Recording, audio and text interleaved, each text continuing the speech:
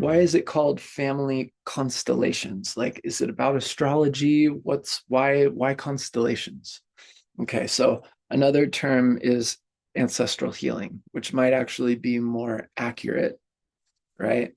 But the reason that Bert Hellinger, who created family constellations, he also called it movements of the soul, which I find powerful.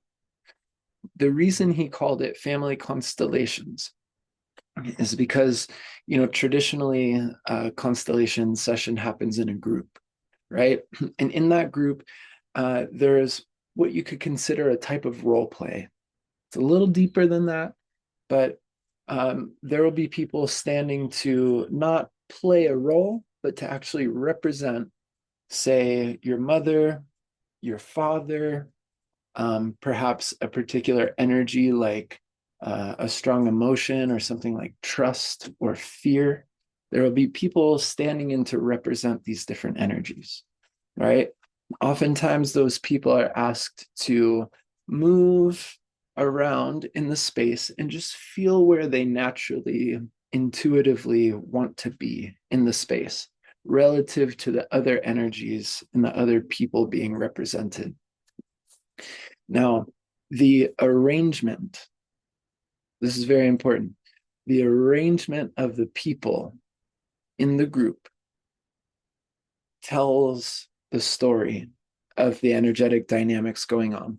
For example, let's say somebody's working on something and their mother and father are being represented and their childhood self is being represented. I've seen this before in a session where the child being represented is sitting on the ground, hugging their knees, looking down. The father is way off to the other side of the room with his back turned, and the mother is has her back to the child as well.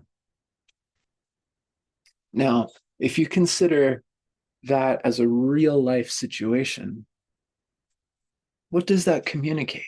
If a child is sitting on the ground, hugging their knees, sulking, and their actual father is standing way off in the distance with their back turned to them, and their mother is also standing with her back turned, trying to ignore it, that tells a story, right? That communicates a dynamic.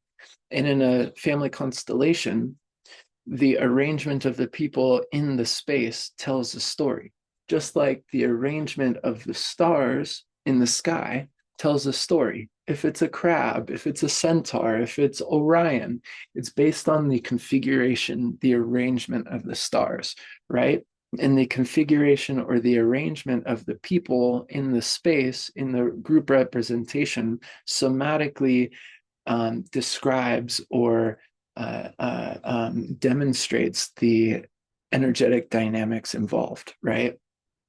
Another one is, say, fear is being represented and it's stuck to this person. It just, everywhere the father goes, the fear follows them, right? This has happened before when people are representing blindly, meaning I wrote fear on a piece of paper. I folded it. I gave it to them. No one looked at the paper. They called in the energy and intuitively felt where they belonged in the room. And there it is, like glue. Fear was sticking to the father. Everywhere the father went, the fear went as well. And I asked the person receiving the constellation, um, was there anything that stood out about your dad? Like any particular challenge that he had that really was notable that you knew or that you felt throughout your life? And she was like, "Oh my God, he was afraid of everything. He was terrified. He was terrified of life. He had all of these fears, all the ta ta ta." And it's like, it's right there, demonstrated in the constellation without anybody knowing any part of the story.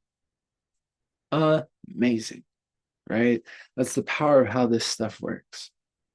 So, roundabout way to say that is why family constellations are called constellations, because the arrangement of the people representing in the group determines the energetic dynamic.